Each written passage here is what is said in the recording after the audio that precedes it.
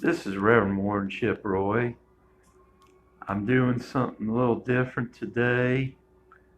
I'm doing tribute to a great man of God. Revelation chapter 14, verse 12 and 13, we read, "Here's the patience of the saints. Here are they that keep the commandments of God and the faith of Jesus. And I heard a voice from heaven saying unto me, Write, Blessed are the dead which die in the Lord from henceforth. Yea, saith the Spirit, that they may rest from their labors, and their works do follow them." Who am I doing a tribute today? I'm doing a tribute to a man who one time had been my pastor. Brother L.D. Savage. Born March 16th, 1939, went home to be with Jesus. July 20th, 2020. There's a lot I could say about him today, and I thought of different things. And I may do some things a little different, but I still want to do the best I can with this tribute. He has been a very significant man in my life. Let me explain. In 1987, I left the Church of God due to the direction the denomination was going. I joined the Nationwide Pentecostal Evangelistic Association. I started attending Massanova Pentecostal Church, Castleton, Virginia, 1987. I want you to know, I truly believe Brother Savage was truly a great man of God, a man of prayer, a man of study, a man, he was a fun man to be around. He could get you laughing. It was really funny. Sometimes he could act so serious one minute, and then the next minute he'd have you smiling and laughing your head off. So there's a lot of things I could tell. Because I don't want this to be a long-winded message, I thought I'd do what I really think would be most important. Hit the significant or the more important areas where Brother Savage was in my life.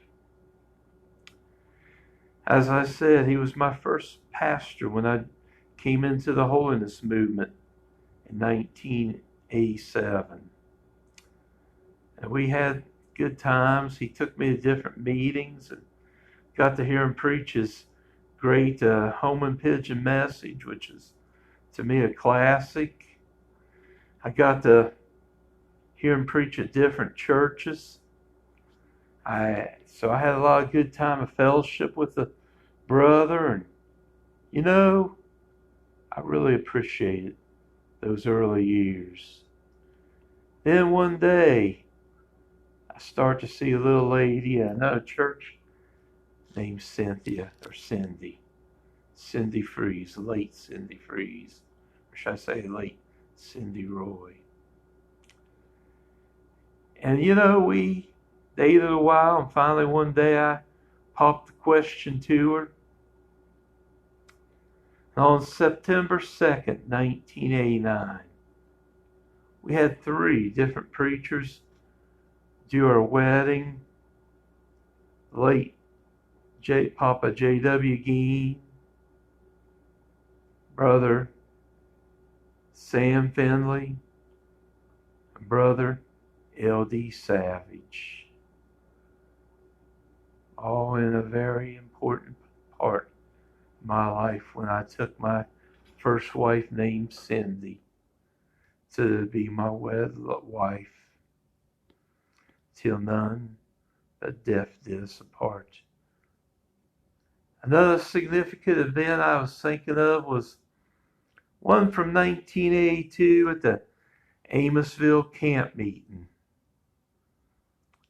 I understand at the time I'd been pastoring a small country church about 15 miles from Brother Savage. I pastored for 11 years a little small church called Give Brown Hollow Pentecostal Church. We had times of fellowship. We had great times. And I tell you, I enjoyed fellowship with Brother Savage and him coming my way. Never forget one time we had the back door open. That church was a little hard to keep cool, and I'll leave it there. And he commented to me, I saw the cutest little deer walk up to the door. Back to 1992.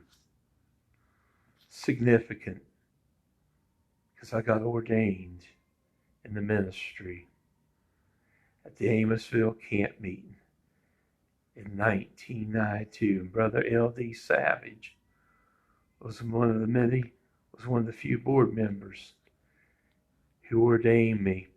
Understand at that time, when I first came into the fellowship, I'm backtracking a bit. I remember who I was told the 5 board members was.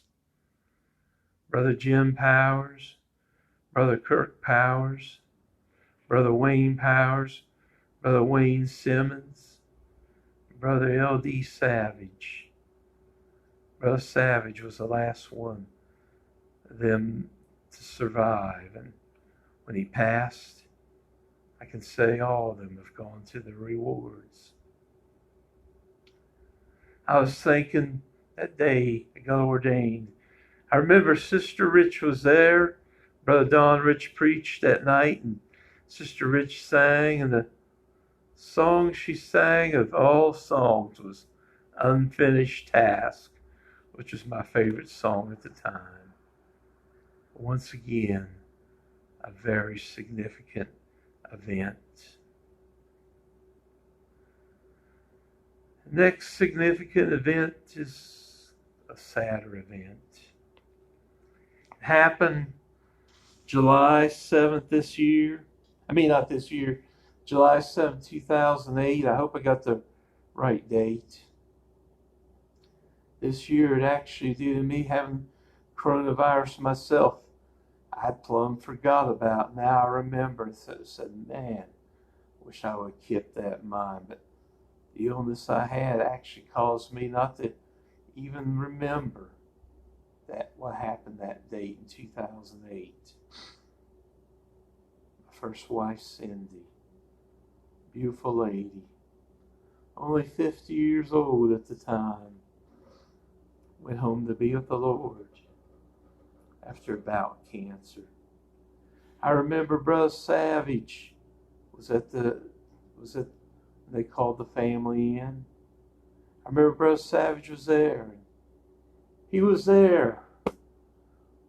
Sister Cindy passed away amongst some of her family members and friends. I appreciate, especially in the light fact, if I got the story correct, I think he had just left some patient in Charlottesville, Virginia, to drive clear to Winchester. I've always appreciated Brother Savage being there when Cindy passed, my first wife. And then, of course, the funeral arrangements were made, and the main speaker at the funeral was Brother Savage. Once again, we had 3 preachers: Brother Finley, Brother Lee Strickler, the late Lee Strickler, of course, Brother Savage. I'll never forget the graveside, and if you knew anything where my late wife was buried, you'd understand that it's way out there. I just put it like that. Bill Chris Cemetery in the backwoods of Mount Jackson, Virginia. I think even Brother Savage said it takes an act of God to get there, and I pretty well agree with him. It is back there. He was there at some very significant times of my life. Very important times of my life. I don't want to talk too long, but I do want to say this. I've told this already. You know, he's preached some fantastic messages, like his home and pigeon message. Some remember his message on the church splits. If I sat down long enough, I could probably remember a lot of great ones. If anybody asks me, do you have a favorite message? Brother L.D. Savage, I sure do. I do forget the text. I think it was in Ecclesiastes. I remember the circumstances.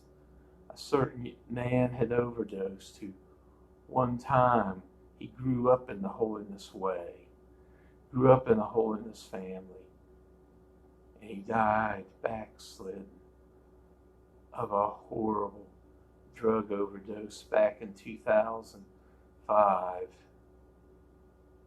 This is what I want to tell.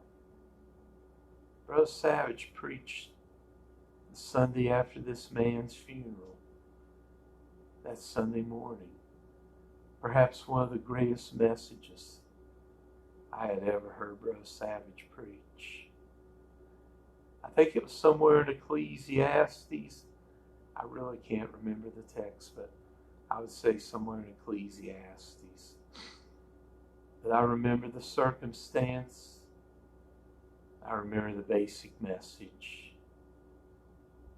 The dash between. The dash between. As with Brother L.D. Savage, March 16th, 1939, dash